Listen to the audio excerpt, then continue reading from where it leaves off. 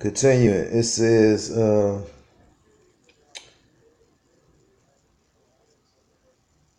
the 1920s, Esther Brooks engaged in research into psychic phenomena at Harvard, but he soon turned his attention back to hypnosis and its use in the overriding of individuals' will. One of Brooks' early and unique realizations was that if multiple personalities could be cured by hypnotism, then it followed that multiple personalities could be created in the same fashion. That ain't the devil. You know what I'm saying? And that's where you get your MK Ultra and all that. In 1942, Easterbrook was appointed as an expert consultant to the Secretary of War liaison with the Naval Research Slovakia Research Laboratory, while at the same time conducting a massive correspondence with J. Edgar Hoover. In later years, Brooks would take on work with the CIA. According to an article penned by Brooks in 1971, one of the most fascinating but dangerous applications of hypnosis is its use in military intelligence. This is a field with which I am familiar through formulating guidelines for the techniques used by the United States in two world wars. Communications in war is always a headache. Codes can be broken. A professional spy may or may not stay bought. Your own man may have unquestionable loyalty, but his judgment is always open to question. The hypnotic courier, on the other hand, provides a unique solution. I was involved in preparing many subjects for this work during World War II. One successful case involved an Army Service Corps captain whom we'll call George Smith. Now, this is out this man's own mouth. Captain Smith had undergone months of training. He was an excellent subject, but did not realize it. I had removed from him by post-hypnotic suggestion all recollection of ever having been hypnotized. First, I had the service corps call the captain to Washington and tell him they needed a report on the mechanical equipment of Division X headquarters in Tokyo. Smith was ordered to leave by jet the next morning, pick up the report, and return at once. These orders were given him in the waking state.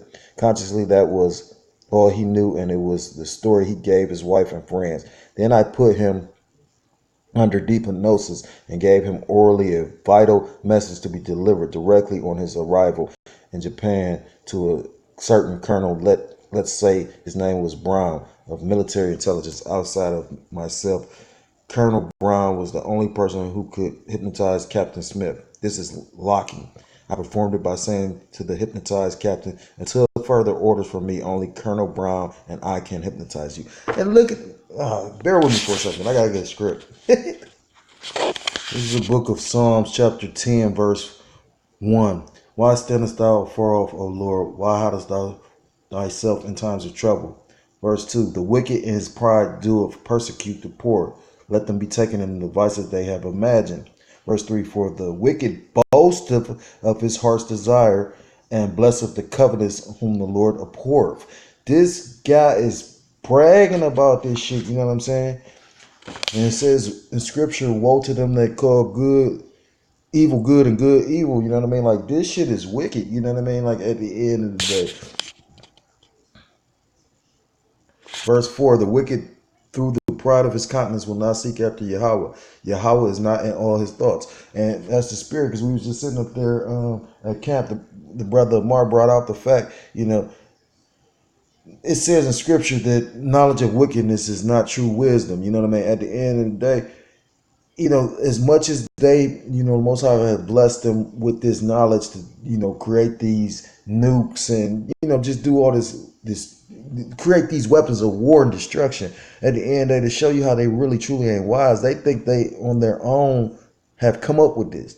You know, they in a spirit they feel it's a Most High. You can't tell me. That's why they when bad shit happen and they didn't do it, they didn't control. They get worried, they get nervous. But then to show you how like they really are based people, they'll forget about like with 9/11.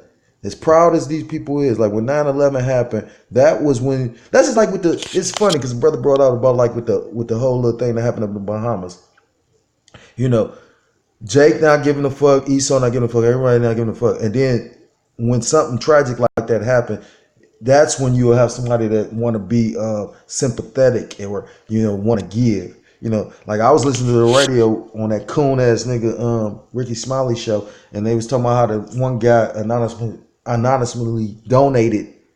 No, I think they said his name, but he donated he spent some money like 500,000. He bought all kind of generators and all kind of shit. But why is it only at times like that? You know what I mean? Like in my city, and I'm sure it's not just this city because this is a countrywide, probably worldwide epidemic. People are getting poorer. At the end of the day, in my city, as much as they building shit up and people working, and you know what I mean, at the end of the day, I see more people laying on the ground outside. And it ain't all just due to the fact that, they drug addicts or alcoholics. I've been homeless, and I didn't become homeless because I chose to smoke my money up or drink it up or nothing. Or I was tricking us. You know what I mean? Like, I made some dumb decisions. You know what I mean? If anything, I became homeless for some righteousness. But I just wanted to bring that script out because, like I said, this fucking guy is a devil, man. It says, first I had the service corps call the captain. I read that part. Smith was ordered to leave by jet the next morning, pick up the report, and return at once. Because I was reading. First I had the service corps. He said he had no recollection of being hypnotized. It said, then I put him under deep hypnosis and gave him orally a vital message to be delivered directly on his arrival in Japan to a certain colonel. Let's say his name was Brown of military intelligence. Outside by myself, Slovakia.